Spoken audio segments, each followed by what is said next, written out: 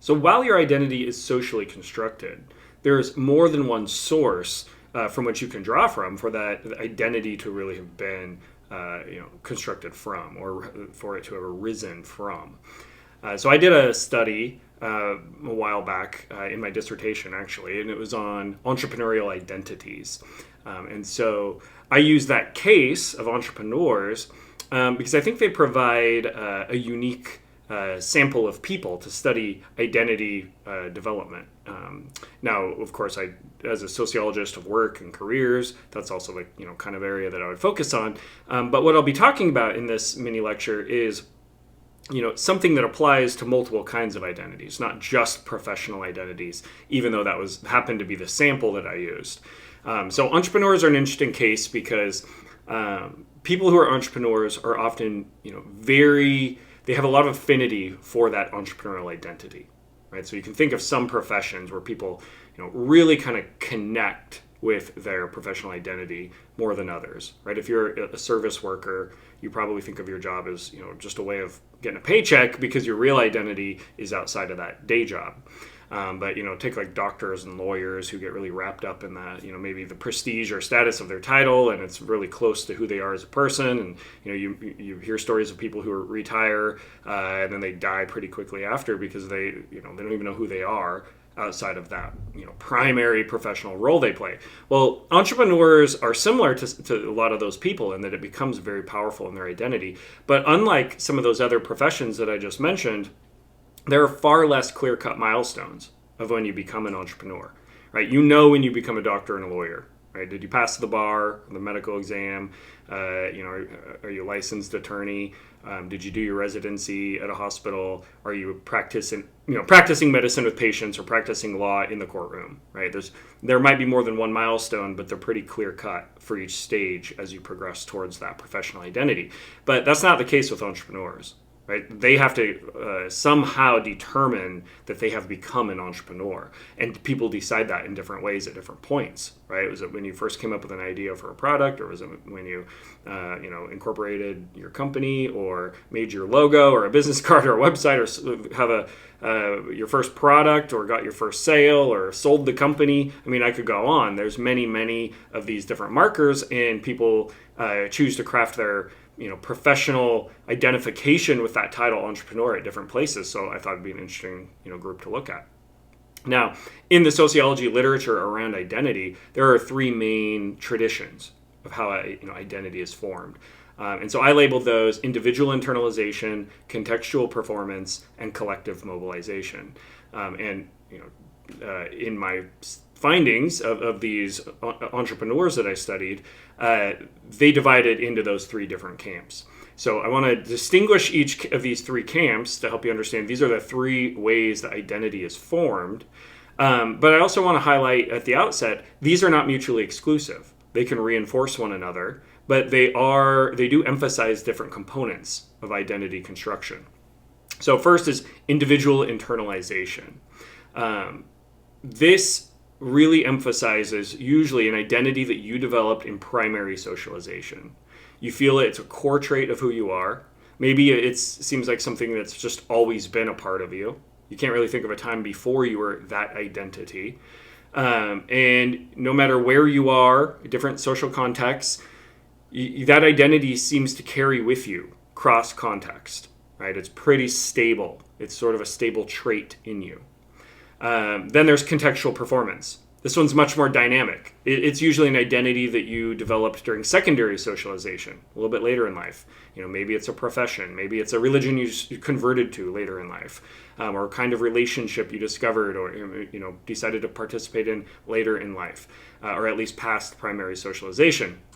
Now this one, contextual performance, tends to emphasize intentionally based performance based on your social circumstances.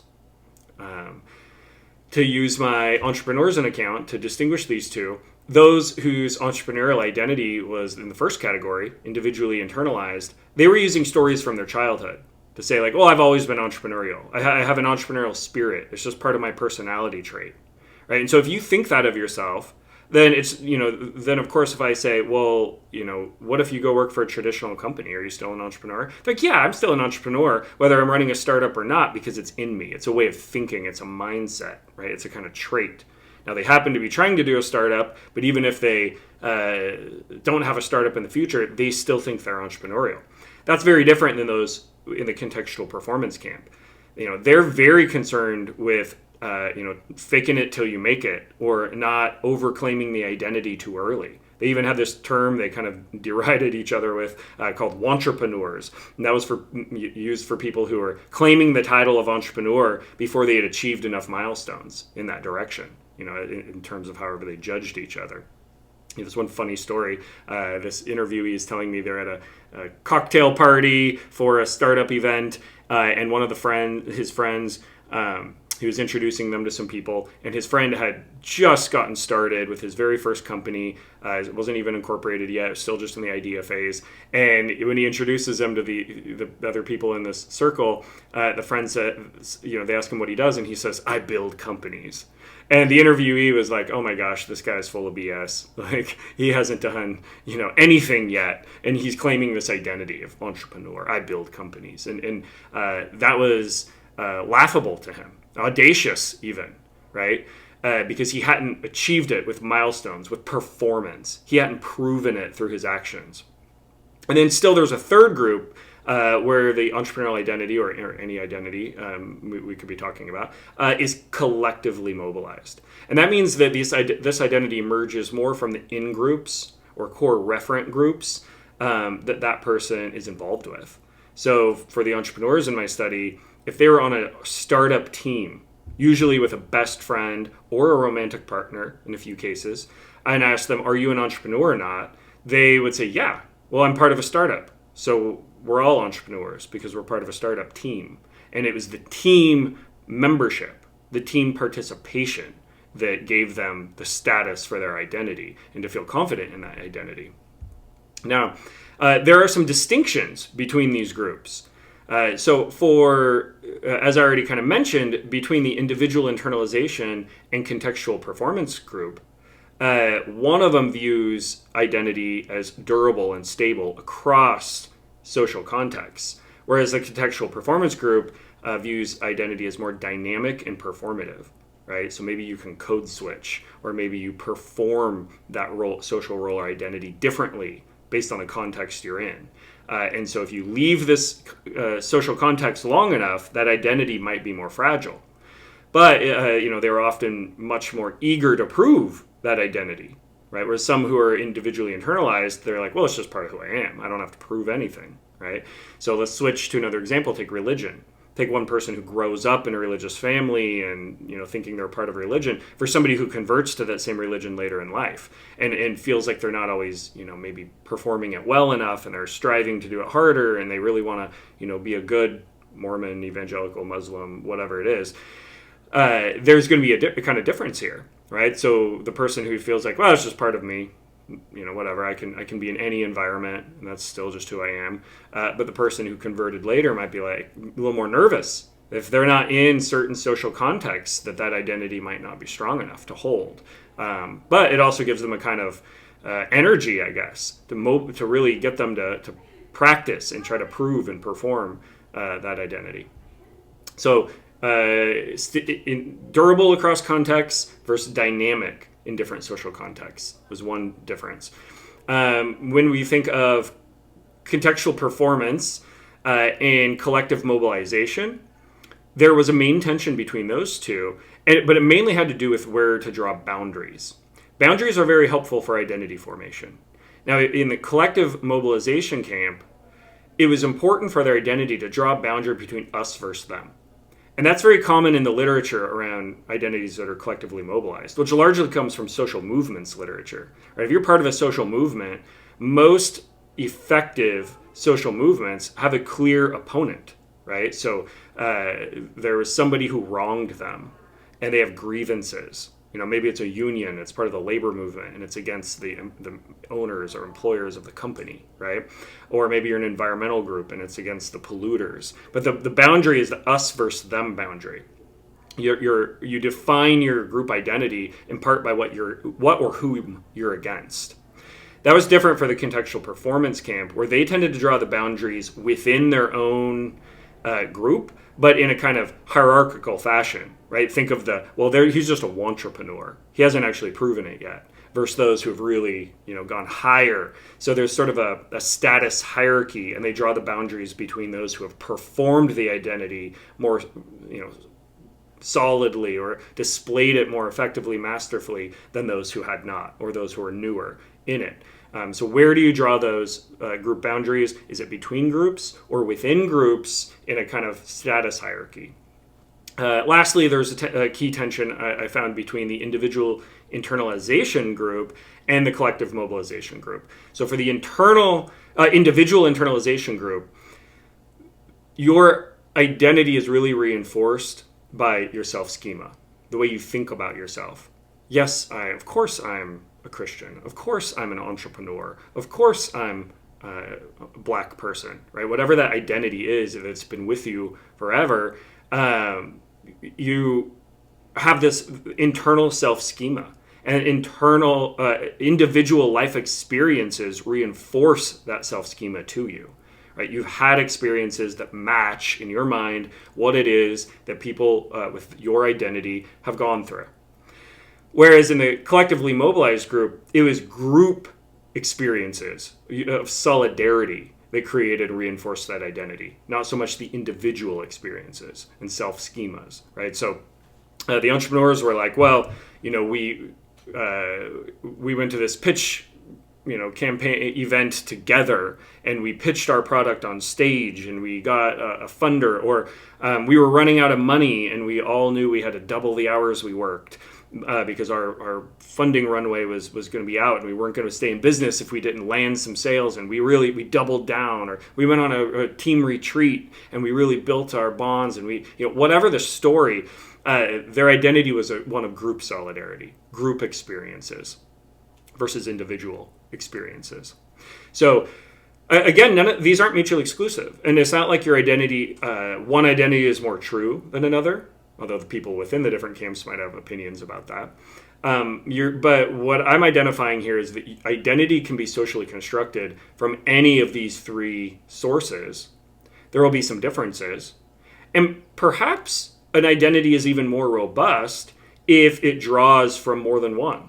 Now, there will be some tension because, as I mentioned, some of the tensions between the different groups, or do you have your boundaries drawn more between or within a group? Well, odds are that's not exactly 50-50 of both, right? You're probably going to have a primary source from which your identity comes from, whatever kind of identity we're talking about. But it might make your identity more robust and more likely to last for a long time if you also are drawing from the other camps as well. So identity can be built and eroded through life, right? Socialization is never finished, and that means your sense of self is never entirely complete. It's always a work in progress, until you're dead, right? As long as you're experiencing new things and being in new social situations and learning new things, like your ideas of who you are can continue to evolve. And social interactions play a crucial role in identity construction, of course. So whichever of these camps you're from, for one thing they all have in common is they're all socially constructed sources of identity, right? None of them happen completely alone. Even the individual internalization, this comes from primary socialization. So it feels very individual because later in life you're like, I don't know, it's just been me as long as I can remember. But that doesn't mean that it didn't happen without social settings, making it take place. And even the stories we tell ourselves, the narratives we use are clues. Because that's how I found these distinctions were with interviewees telling me stories about their experiences being, identifying with the label entrepreneur. Just an example of how powerful narrative can be. Among those who thought their identity was individually internalized, they would tell, when I'm like, well, how do you know you were an entrepreneur since childhood, right? And they would say like, well, gosh, well, I remember as a kid, I would start these lemonade stands, that's entrepreneurial. Or I would go mow lawns for the neighbors, or I would give swim lessons to the kids in my neighborhood and they'd pay me, and I'm thinking in my mind, kids don't have jobs, right? You don't have a work permit, until you have a work permit or something, right? Every kid has some kind of black market side hustle if they want to earn some money outside of just allowance the parents give them. But here's the key. Not every kid uses that later to narrate as justification for why they've been an entrepreneur their whole life. But this group did. So the stories you think of, when you think of identities that are core to you, what's the source of that story? Was it something from childhood, something that seems enduring across circumstances and time? Well, that's a clue that you're drawing from that individual internalization source of identity. Or was it about the way you've proven yourself? In these difficult situations or social settings, you really did something that put on display that identity you're striving to achieve, right? Well, then that tells me that identity is really rooted in contextual performance. That's where it's socially constructed from. Or lastly, are you going to start telling me stories about the teams you were part of, the people you were with, the mentors or family members or loved ones or best friends or whatever that really inspired you, or that you went back to back with? Soldiers in a battlefield have a lot of these stories: the brotherhood, the camaraderie, the fraternity, whatever, right? Then that's going to tell me that identity is very collectively mobilized. Again, they're not mutually exclusive, and again, they're all socially constructed. But it can be insightful to understand, which of these three, as you go through your list of identities, most of which correlate to a social role you have or play. So when you think of your core identities that are most salient to you, most important to you, which source, based on the kind of stories you tell yourself of where that identity came from, can you identify it being rooted in?